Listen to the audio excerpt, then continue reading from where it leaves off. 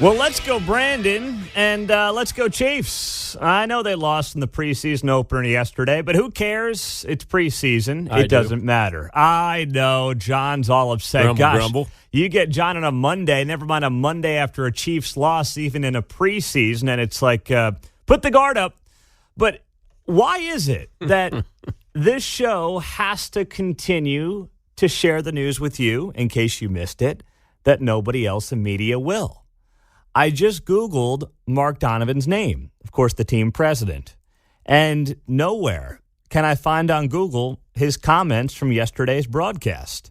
Now, I know it's a sleepy Sunday, but I got to imagine a lot of folks in town were tuned into the game yesterday. This town, Chiefs Kingdom, Super Bowl champs, and no one's writing about Mark Donovan's comments during the game about the future of Arrowhead? Come on now. What's going on there? Well, it's not like they were uttered once. Well, see, I'm the Chiefs fan. I don't want to hear that. I'm missing the game. You got the game's going. If there was a meme of me, it would be Jerry Stiller as George Costanza's dad fuming, right? So it's on TV, and I'm going to the radio.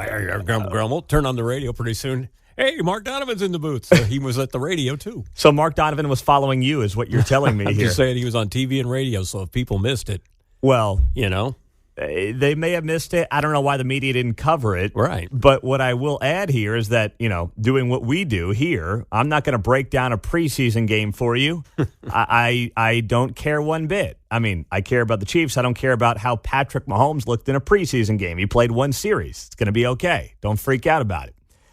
But when the president of the team is on TV and talking about the future of the stadium, which ties, of course, into your taxes in and around Kansas City, it ties into, your future concert going in Kansas City. It ties into the future of entertainment in this town. I cannot believe that nobody else had this. So here's Mark Donovan, the president of the Chiefs, yesterday on KSHB Channel 41, talking about the options that he sees. And notice one thing that he will say here unprompted. A lot of talk around Kansas City about the stadium. Give us the latest. Yeah, so I've been saying all summer long, the last couple of years, we've got three good options on the table. I think the one thing that I'd like to really express to our fans is, we're in the middle of it, so we see everything. The options we have are really exciting. So you think about upgrading and renovating Arrowhead. The things we've seen and the things we're going to do to this stadium are amazing. And then you think about a dome option, that's amazing as well. So, whoa! Dome option. Unprompted, Mark Donovan, the president of the Chiefs, in yesterday's broadcast of the preseason game, throws out the four-letter word, dome. The dome option. He wasn't asked, hey, Mark, what do you think about a dome option? The question was, how about the future of the Chiefs? Where's it going to be? What's it going to look like? And he throws out the word dome, unprompted. Now, I hate the idea of a dome. I'm not going to lie. There's nothing better than a crisp fall football Sunday at Arrowhead Stadium. That being said, remember, this is not just about football anymore. It hasn't been for a very long time. If you enjoy seeing two nights of Taylor Swift, if you're going to Billy Joel, Stevie Nicks this Saturday where it's going to be 99 degrees, if you're thinking about Beyonce next month, this is about entertainment. I hate that it's not about football anymore. I want it to be about football first, second, and third. But these teams, they don't view it that way. They view it as entertainment facilities. And if they can get a dome. Now, ideally, you want to go retractable roof, okay, but that's going to be a small fortune. The city tried that, of course. But if you want to go retractable roof, sign me up. But I am in no way a proponent of a dome stadium at Arrowhead, but I understand why Mark Donovan would throw that out there and drop that little line on us, John. Yeah, people in the Midwest, I'm not so sure people are against the roof. It always seemed to be an item that got cut to save some money in the initial thing, and then it was, we voted for part of the thing, but not the roof the last time, right? Correct. We voted for the improvements. So, yeah, it was kind of to save money. If in and of itself, I guess if you start from scratch, maybe we'll all be for it. What do you think? Count me out, man. Retractable roof. I mean, I would go retractable. Would you want a dome stadium, though, here? I've lived here all my life. I like the weather. We're used to it. I can't imagine people at Lambeau Field wanting any kind of roof. So is that a long way of saying no? Yep. Okay. How about you, Mark? Do you want a dome? Here's why I say yes to the dome. We have the loudest fans in the NFL. If you put them inside of a dome, it's even louder. It gives us more of a home field advantage. That's my yes to the dome. So you're yes on the dome. Okay. And we get the Final Fours and everything else. So, Well, John and I are no's, you're yeses. But to your point, I haven't even mentioned the Final Four idea, but you're right. You could get a Final Four, which you obviously would have no chance of getting if you don't have a roof. And I think that's how the Chiefs are viewing this thing right now. They're saying, okay, what else can we do? What other shows can we get and events that we can get that we wouldn't otherwise get? And Mark Donovan just throws out the dome thing without being prompted on it. And it's like, okay, well, I know where his head is at. It's not just about football. Here's the rest of what he had to say. We're going to take our time. We're going to go through the process we've been through, and we're going to get it ready. And is there a timeline? I know with the World Cup coming, there's going to have to be some adjustments to accommodate the World Cup, but is there a timeline?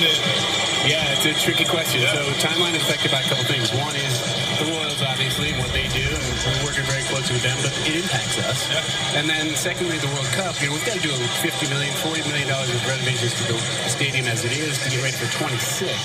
And then our lease is through 31, so after that, you got to put it back together and then do another renovation. So all of that factors into what we're trying to do. But we're, like I said, we're so excited about the things we've got coming. It's going to be really, really cool. So that's Mark Donovan, Chiefs president, yesterday during the preseason game talking about the future of the stadium. Now, do we know, I couldn't find this morning. The $40 to $50 million in renovations Arrowhead's going to have to go under for the World Cup, are they paying for that or are we paying for that? We being the taxpayer. I have not seen anything. I don't know if either of you guys had seen anything on the $40 to $50 million in renovations for the World Cup, but it's not clear to me who's paying for that. So anyway, you hear Mark Donovan say there $40 to $50 million in renovations for the World Cup in 2026. And then he's like, we're going to have to take the stadium somewhat apart to fit a soccer field and then put it back together and then potentially do new renovations in 2031 when the lease is up. Now, do all those renovations, could the World Cup, and I don't know the answer here, but no one's being very clear on plans and details. Could tearing up Arrowhead for the World Cup basically mean the Chiefs prefer the idea of getting rid of Arrowhead Stadium and just starting from scratch rather than doing renovations? I don't know. I'm not an architect involved with the project. But I wonder, with what I heard Mark Donovan say there, we got to do 40 to 50 million renovations, then we got to get it back together, and then we're going to look at new stadium options. I hear him say all that, and I hear something in his voice that suggests, maybe just a new build makes the most amount of sense. But, of course, what you also heard him reference is the Royals. Once the Royals make their move, and it can't come soon enough as far as the Chiefs are concerned, once the Royals make their move, the Chiefs will then be free to do what they want out there. I still believe that location at the complex makes the most amount of sense. I can't envision, I know there's the KCK idea, going out to the Legends, whatever. I don't think that makes any sense. They've got a good thing going where they are. And now, if the Royals go up north and the tax burden shifts from Jackson County for the Royals up to Clay County, then you got Jackson County sitting there and saying, okay, what does it take to keep the Chiefs? And they will do whatever it takes. Not just because they lost the Royals, but because, of course, the team is outstanding. So all that factors into the equation here. But Mark Donovan, to me, the story out of the preseason game yesterday were these comments from Mark Donovan. You can't take anything when it comes to what happened on the field. What happened on the field is meaningless. Although I did freak out a little bit and hold my breath when Mahomes is scrambling on like a 3rd and 6 on the opening drive of a preseason game. I'm like, get down, what are you doing? I did see Quentin Lucas say that $50 million improvements for Arrowhead could be from the state and private. State and private. Okay, so not the city or the county. All right. Well, either way, that was the biggest takeaway yesterday. I mean, you want to break down third-string linebackers, I guess you've got other places to do that. But when it comes to you funding money for the future of the Chiefs and the future of the Royals, that was the biggest takeaway from the game yesterday. Mark Donovan opening up about the idea of a dome, saying the four-letter word out loud, and then the timeline as well. Coming up on KCMO Talk Radio, happy Monday. Welcome back. A Kansas newspaper that most of you have never heard of, that I have never heard of until this weekend, has made national news after it was raided. New York Times, CNN, everybody's talking about it. What happened? We'll get you the latest next. I don't know what to make of this story on a Monday. Welcome in. Thanks for starting the week with us here on KCMO Talk Radio. The Marion County Record, that's right, a Marion County Record has found itself at the center of the media landscape over the weekend.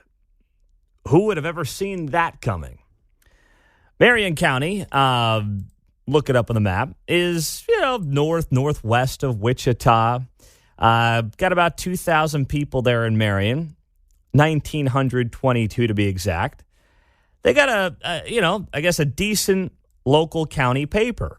And that's great because those things are dying left and right. As someone who used to work in a very rural part of the country in northwest Oklahoma, there was the Woodward News. That was a daily, or I think it was 6 days a week when I was there, and now I don't think it's a daily anymore. But anyway, losing these local papers and these local media outlets is sad. It's happening across the country. It's not unique to Marion County or any part of Kansas or Missouri. It's happening all over the place.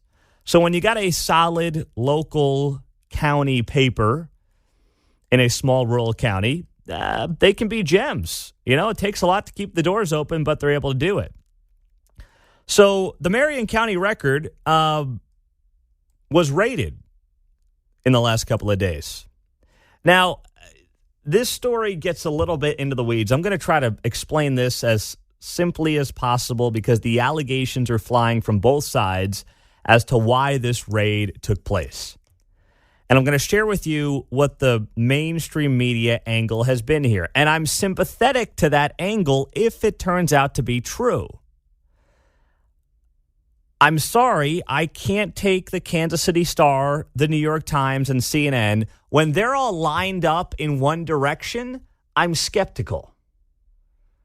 I kind of say, okay, you guys might be right, but your track record would suggest that if the New York Times, CNN, and the Kansas City Star are all telling me to jump, then I'm going to wait a second and at least ask how high. That's the least I'm going to do. So let's start with the Kansas City Star here because I've read 4 different versions of this story, and believe it or not, the Star gave the most succinct story here in terms of what exactly happened. So Marion County newspaper was investigating the background of a local public official before it was shut down by a police raid on Friday, according to the newspaper's publisher. The public official in question was the recently hired police chief, Gideon Cody, who had just left the Kansas City, Missouri Police Department as a captain after 24 years. That's awfully interesting. Cody was the same police official who led the raid on the offices of the Marion County Record. All right, so what you have here is the new police chief, who apparently the newspaper was investigating, leading a raid on the Marion County Record. Now, this raid was backed by Marion's entire 5-officer police force, along with 2 sheriff's deputies. The raid, previously reported on by different news outlets, effectively stopped publication of the paper and placed a national spotlight on Marion, Kansas, a city of fewer than 2,000 people, about 160 miles southwest of Kansas City. A search warrant shows police were looking for evidence that a reporter had run an improper computer search to confirm an accurate report that a local business owner applying for a liquor license had lost her driver's license over a DUI. So that's what they claim the search warrant was really about. And it just so happens that the newspaper was investigating the police chief and his background here in Kansas City, Missouri. The owner and the publisher of the record, Eric Meyer, along with First Amendment advocates and journalism organizations from across the country, have said the raid went too far. Police seized computers, cell phones, and reporting materials from the newspaper, its reporters, and the home of the publisher. Meyer said police injured a reporter's finger while taking away her cell phone. Now, I don't know if it went too far. I have no idea if it went too far. According to the search warrant, they were looking for evidence that a reporter had run an improper computer search. Now, does that legitimize 6 cops storming into a newspaper like the Gestapo? No, and I'm sympathetic to that if that's truly what they are investigating, if that's what this is really about. But I'm just sitting here saying, okay, I feel like there are holes in this story right now. And while the New York Times and CNN and the Kansas City Star and the Kansas Reflector want to scream about the First Amendment, and I'm wanting to do that with them, we should not have law enforcement storming any newspaper room or any radio station or any TV newsroom at will. We should not have that. So I want to learn more. I want to know more about this search warrant. That's what I want to figure out, what exactly this is about. What we do know is that the search warrant was signed by a judge, Laura Villar, and used to seize the newspaper's equipment. So that's what they did on Friday when this all went down. And then it became a national story by Saturday. But this is still one of those things that as I follow through it, it's not that I'm trying to give law enforcement the benefit of the doubt. I don't want to here because it does seem entirely unreasonable to have small-town cops or any cops going into newspaper rooms and just taking away people's cell phones willy-nilly. That's not the kind of community, that's not the kind of city, that's not the kind of state or country I want to live in. But is it fair to say that if I'm only getting one side of this, and amazingly, the media has completely lined up on one side of the story, my spidey senses go up a little bit here. And they make me go, is there something else to consider? 913-408-7710. News coming up in 2 minutes. I want to get to more on this next. Welcome in. Happy Monday. It is, of course, the 14th. We're coming off the first weekend of the Iowa State Fair, and that means a year before a presidential election. All the big shots are up there in Iowa. They're all up there to our north over the last couple of days, and they'll be there for the next week and a half, probably en masse, trying to cozy up and curry favor with the Iowa voters. That's what they've been doing over the last couple of days. And you got quite a few moments that we're going to share with you throughout the morning. And by the way, 9 o'clock, don't miss Simon Conway, WHO Radio in Des Moines. He becomes a go-to guy every 4 years up there in Iowa. He has all the candidates on, and he's going to be on the show, tell us how the first weekend of the Iowa State Fair went. Of course, as all the Republican candidates are up there trying to get noticed by the folks. With, of course, the election still a few months away, but it's coming in hot. It's moving fast. So with that being said, obviously it looks like it's Donald Trump's to lose as we sit here the Monday after the first weekend of the Iowa State Fair, right? I mean, you look around the nation, yeah, Ron DeSantis is kind of in the conversation, but Trump is blowing everybody out. Well, this article came out over the weekend as everybody's in Iowa, and the headline was, "Is this the man to beat Donald Trump?" Virginia GOP Governor Glenn Youngkin has been touted as a lifeboat candidate for 2024 if DeSantis continues to flop. After polls show he'd triumph Biden in a liberal-leaning state, that being Virginia. So there was some polling that came out last week. I don't even know if we mentioned it on the show because I was like, what's the point? But the polling showed that Glenn Youngkin, the current governor of Virginia, would beat Joe Biden in his home state if he were the GOP nominee. So that got some attention. People looked at the polls and they were like, wow, well, if Glenn Youngkin is a guy who could beat Joe Biden in Virginia, then why couldn't he win in other parts of the nation, in other swing states like Arizona, like Georgia, maybe Wisconsin? Who knows? Why couldn't he be the guy? And I'm sitting here and I'm looking at it and I'm like, we already have enough people in this race. What we really need to have happen is a lot of people to drop out. We don't need Larry Elder, with all due respect. We don't need Mike Pence. We don't need Chris Christie. We don't need Nikki Haley. We don't need any of them. If you want to have Trump, DeSantis, Tim Scott, if you want to throw somebody else into the mix, fine. But we need 4 to 5 people, and that's it. Vivek Ramaswamy's made a little noise. Speaking of him, he was rapping over the weekend, if you didn't see that. I'll share that with you coming up here in a few minutes. We certainly don't need Asa Hutchinson, the former governor of Arkansas. Who else don't we need? Oh, what's the guy's name? The Miami mayor, Francis Suarez. We don't need him either. We don't need any of these people. They don't need to be in the conversation. There's no Perry Johnson, take a hike. Will Hurd, goodbye. No one cares about you. Doug Burgum. What is he, the former North Dakota governor, current North Dakota governor? We don't need to hear from him either. Nobody cares.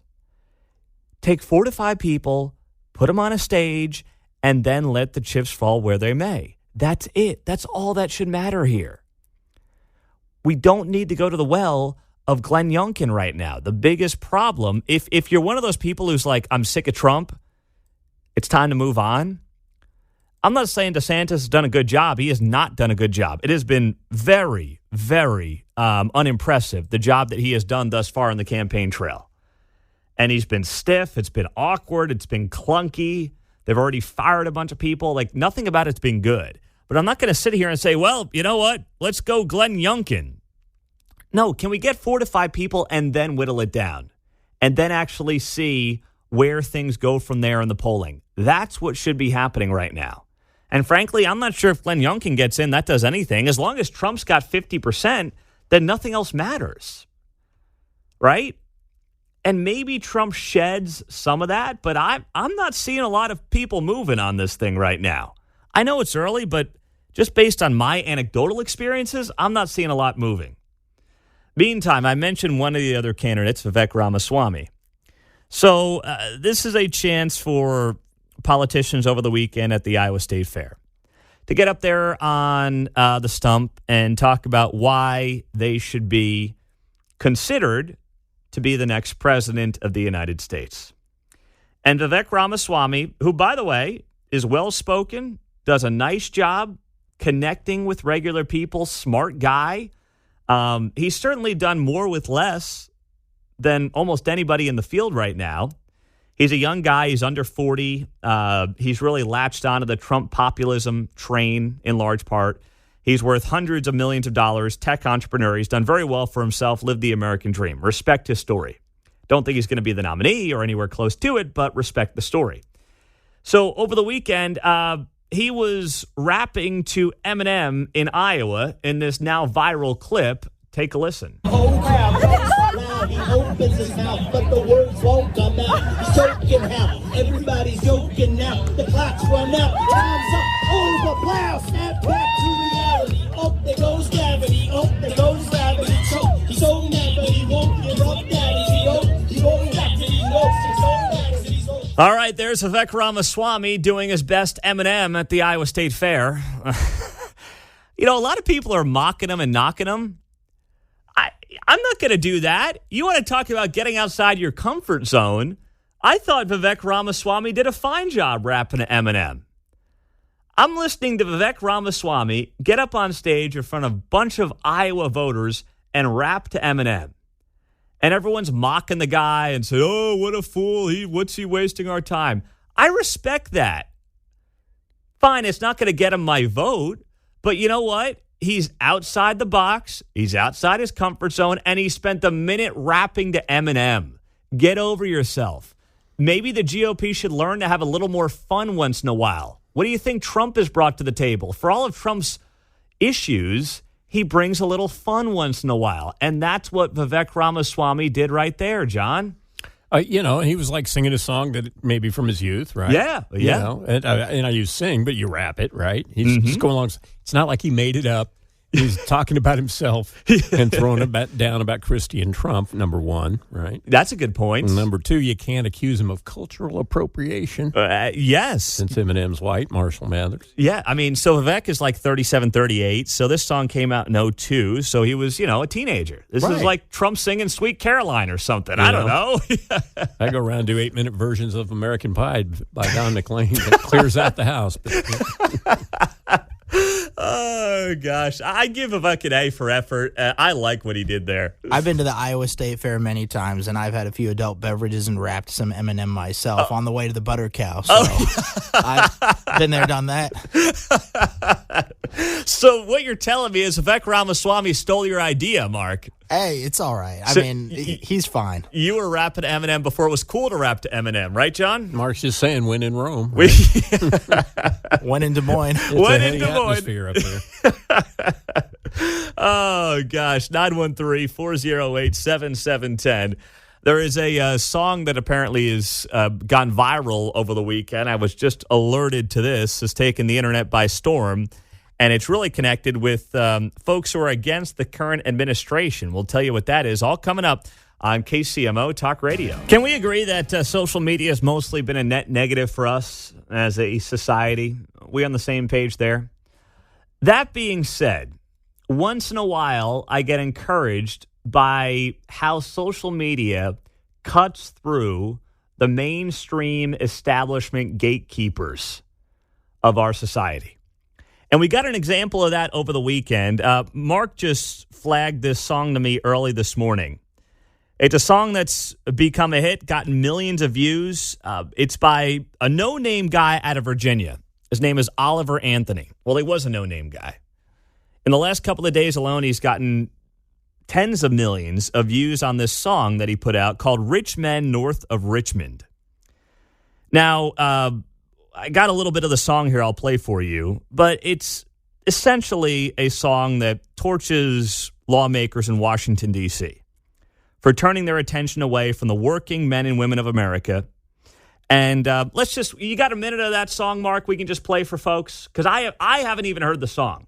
You told me about it this morning while the show was going on. I said, all right, let's play a clip of it since it's gone viral. It's gotten to what, number one, I think you were telling me, and you had thousands of people show up to see this guy play this song over the weekend in a random field. Yeah, he'd never played a show before. Wow. And, yeah, it's crazy. Now he had thousands of people show up to watch him play over the weekend. Unbelievable. All right, let's play a minute of this song, Oliver Anthony, Rich Men North of Richmond. I've been selling my soul, working all day, overtime hours for bullshit pay, so I can sit out here and waste my life away, drag back home and drown my troubles away. It's a damn shame what the world's gotten to for people like me, people like you. Wish I could just wake up and it not be true, but it is. Oh, it is living in the new world with an whole soul. These rich men north of Richmond, Lord knows they all just wanna have total control. Wanna know what you think, wanna know what you do, and they don't think you know, but I know that you do, 'cause your dollar ain't shit, and it's taxed to no end, 'cause the rich men north of Richmond.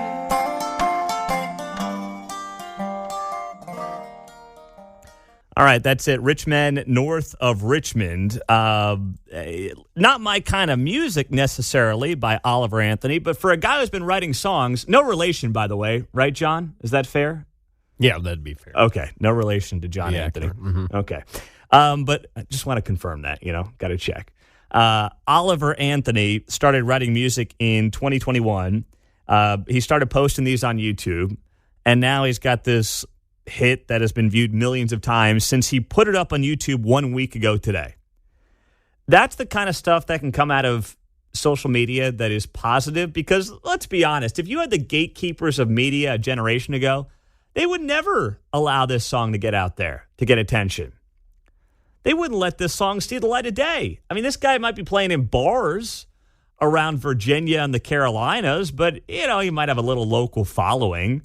But he wouldn't get millions of people to see his music, listen to his music, and enjoy it, and then show up to a show, I guess he did over the weekend, where thousands of people just appeared out of nowhere with very little promotion outside of social media. So we talk a lot about how social media has mostly been negative for us, and it has been. I'm not changing my opinion on that. But when I get a positive story on how this guy who writes a song that's taken on a life of its own, ripping politicians and what they've done to Main Street America, especially in recent years in this country, I'm like, you know what? I can get behind that. It kind of reminds me of the Jason Aldean song in that I don't like it necessarily. I don't think it's some great song, but I want to like it. I want to get on board with it. I want to be a fan of it. And that's how I feel coming out of that one. It's not as much my style of music, but I can get on board with that. So I'll listen to the whole song after the show wraps up this morning. Mark, kind enough to bring that to my attention on a Monday. Hope your week is off to a great start here on KCMO Talk Radio. Thanks, as always, for joining us and being a part of it. The song, for those of you asking on the text line, once again, Rich Men North of Richmond.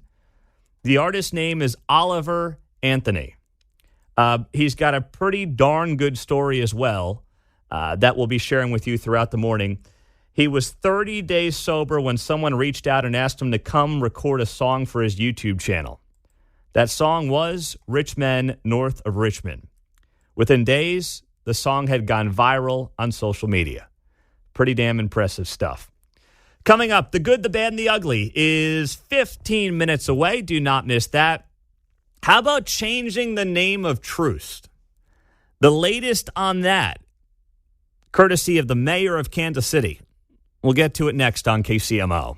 Well, here we go. The push is on to rename Troost. It has been for a while, of course, since the guy was, the first physician in Kansas City, but he was also a slave owner. So kind of like everything else, Andrew Jackson. We can't look at the guy as a war hero. We have to simply look at him as one thing and one thing only, a slave owner. Instead of having some historical nuance to people that lived, in this case, hundreds of years ago, like Andrew Jackson or anybody else who comes up in this conversation, instead of saying, here's the good they did, and yes, it came with bad that was readily accepted at the time, instead of doing that, instead of having that conversation, we just cancel them. We take down their statues, we rename roads, we do all of that. So the latest push, of course, is to potentially rename Troost. And over the weekend, KCTV5 did a report on where that stands right now. And here's the report from KCTV5 that starts off with a quote from Mayor Lucas. Here we go. I want to make sure that no matter what it is we do, we actually are listening to the community as our guide. I wish that would have been done when they tried to take tens of millions of dollars away from the police department. But, neither here nor there. I don't want to let that get in the way of this story. But I did find that quote from the mayor of Kansas City awfully interesting. Let's start again. I want to make sure that no matter what it is we do, we actually are listening to the community as our guide. To that end, the city conducted a survey of 1,000 people. 55% say they'd support a name change, but 45% did not. I'm not so caught up in who the guy was and what he did. We can't go anywhere in this country and it's not be some racist stuff. Okay, let's pause it right there. The KCTV5 package on renaming Troost. At first, I was like, wow, all right, Willa Robinson, 82-year-old lifelong Kansas City resident. I'm hearing this quote on KCTV5, and I'm like, all right, Willa gets it. Let's go. She goes, I'm not so caught up in who the guy was and what he did. I'm like, okay, we're on board. We're simpatico. But then she goes, we can't go anywhere in this country and there not be some racist stuff. And that's when I'm just like, come on. Have you been out lately? You go around. I know the media wants to portray a picture of racism being alive and well. And, of course, they don't talk about, racism against Asians on New York City subways and things like that. They only cover racism when it fits a certain narrative. I'm not suggesting that racism does not exist. It does. It always will. Human beings are flawed individuals. We are. But the notion that you go to any run-of-the-mill community in this country and you sense racism across whether it's blacks, Asian, Latino, in mass, that's not the main street that I've lived in over the last several years, but I don't want to let it get in the way of a good story. Willow Robinson owns Willa's Books and Vinyl near 55th and Troost. She's aware that Troost Avenue separated black and white neighborhoods for decades, but she believes the name change will be more of a hassle than anything. I really don't really see a big problem, but the problem for me would be having to tell everybody that I have a different name. Up the street at Black Hole Bakery, owner and lifelong Kansas Citian Jason Provo thinks more education about the history of Troost and the person it was named after is needed. There's a lot of inequities out there still, and I don't personally think changing a street name would cause a lot of solutions. I think if we could start talking about the real history and the real problems and not just something as maybe superficial as a street name change, I think that's kind of a Band-Aid solution. The city council has not taken any action to change the name of Troost to something else yet. We recognize that there are positives and negatives to our history in Kansas City, and we want to make sure that while you can't erase it, that you're having a conversation on how we can do better. Now, in the survey conducted by the city, nearly 3/4 of respondents said that they didn't think Kansas City should have any streets named after slave owners. But again, in regards to Troost Avenue, just 55% of those respondents said that they thought it should be renamed. But that's such a, and it's not KCTV5's fault. They're just doing the reporting here. That's such a dumb question. Should a street be named after a slave owner? Okay, well, let's make that question, let's frame the question differently. That's why the most important thing about any poll is how the question is framed. Let's reframe the question when it comes to Troost. Do you think that a guy who was the first physician in Kansas City should have or can have a street named after him? Most people would say, yeah, sure, what's the big deal? But then when you say he was a slave owner, they say, whoa, whoa, whoa, whoa, whoa. Same thing as Andrew Jackson. Do you think that we should have, and it's okay to have a statue in a county named after a guy who was a president of the country? People would say, sure, why not? Then you throw in the caveat of, well, he was a slave owner. And then suddenly, well, no, we don't want to name streets and counties and have statues of slave owners. It's like, well, okay, people are complex. History is complex. Taking somebody and viewing them as simply a slave owner, that doesn't downplay or diminish the horribleness of slavery. That's not what you're doing, but you're simply looking at somebody through the time that they were alive and saying, do we take this person and have a street named after them or continue to keep the street or the statue or the county name? Do we continue to do that, understanding full well that, yes, these people did do things that today we find incredibly disturbing. But at the time, based on the context of when they lived, it was a very different conversation. And then you have that conversation from a 21st century perspective. That's the adult way to do it. But of course, this notion of, no, we just cancel everybody. You know, we've already canceled Uncle Ben and Aunt Jemima and everything else from a couple of years ago now. So now we're just going to cancel street names. We're going to cancel county names. We're going to take down more statues. Why? Because it makes woke politicians feel good? Yep. Nothing else is being accomplished here, John. Symbolic gesture. I mean, no one's life is getting better. You know, when Dr. Troost passed away, 1859. That was a little time ago, so I don't know. We kind of waited a little while to maybe get around to this, address this grievance. Yeah, it would seem so. It's ridiculous. It doesn't do anything to forward the progress of what we're talking about, right? Just like you're saying. It does absolutely nothing whatsoever. 913-408-7710. I want to see everybody in Kansas City have the chance to live their dream, whatever that is. I would love to see racism eradicated tomorrow. Now, I think that we are as accepting a culture and a country as there has ever been in the history of humankind. I believe that, and I think the data would suggest it, and it's not even close. Is there work to be done? Sure, there's always work to be done. But you can make it in this country unlike anywhere else in the world. And I promise you that a street changing its name will do absolutely nothing to further your ability to make it in Kansas City or make it in America.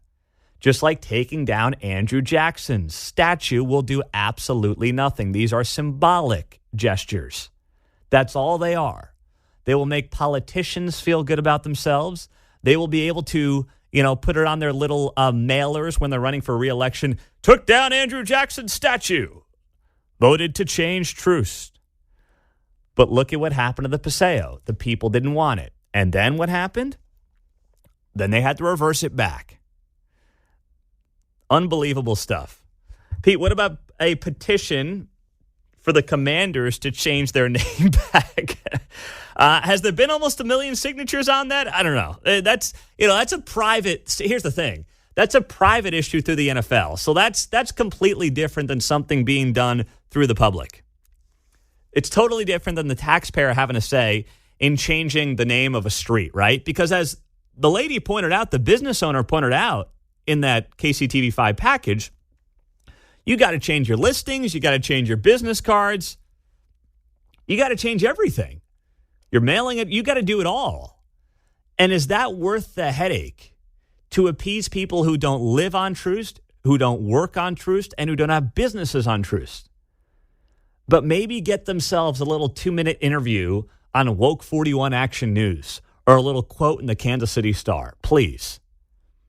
Coming up on KCMO, the good, the bad, and the ugly from the weekend. My good might be one of the best goods of the year. My interaction with a couple of young guys at Quick Trip was gold. I'll tell you about it next. I still need to see, I know I promised you last month that I would see the movie Sound of Freedom, but I said that to you before I realized I couldn't stream it. So it's still in theaters. So I've got to see it. I'm just waiting for it to get on streaming because cut me some slack here. I got 2 little kids, so I don't have time to go to the movies. That's not really in the cards these days. But I do desperately want to see Sound of Freedom. We know that movie has taken off with little budget, no advertising, and it's done incredible numbers. I mean, the revenue off of that movie has been well over $100 million. As of August 4th, the latest number I can find, $155 million for Sound of Freedom. Incredible. So a movie that I think will do 1/10 of that if it's lucky. It's getting so much hype. It's getting so much attention. The Snow White remake. Have you seen this? I mean, they're hyping this thing up like crazy. And I'm here to predict on a Monday morning that it is going to be an all-time bust. If you haven't seen the latest here, this comes from the star of the show. Snow White star, the lady who's playing Snow White. Her name is Rachel Zegler, 22 years old. Many people perceive and believe she's going to be a star in Hollywood going forward, and this may be her breakout moment. So anyway, she keeps talking about Snow White, which is going to be coming out next year, the new Disney Snow White remake. And every time she talks, she says something incredibly woke that just makes me sit here and say, how is this catering to me? What everybody who's involved in this Snow White remake should be thinking about is what is going to get somebody like myself to take 2 young girls to the movie in a year. And you guys bragging about wokeifying Snow White is not going to accomplish what you think it's going to accomplish. Unless you want the movie theater filled, not even filled, but a quarter filled with a bunch of single, woke, white women. But if you want it filled with actual kids who are going to, be taken to the movie by their parents, by the way, people who have kids typically lean more traditional in nature. We know that. You probably shouldn't have the star of the movie over the weekend saying stuff like this. I mean, the original cartoon came out in 1937, and very evidently so. There's a big focus on her love. Oh, my gosh.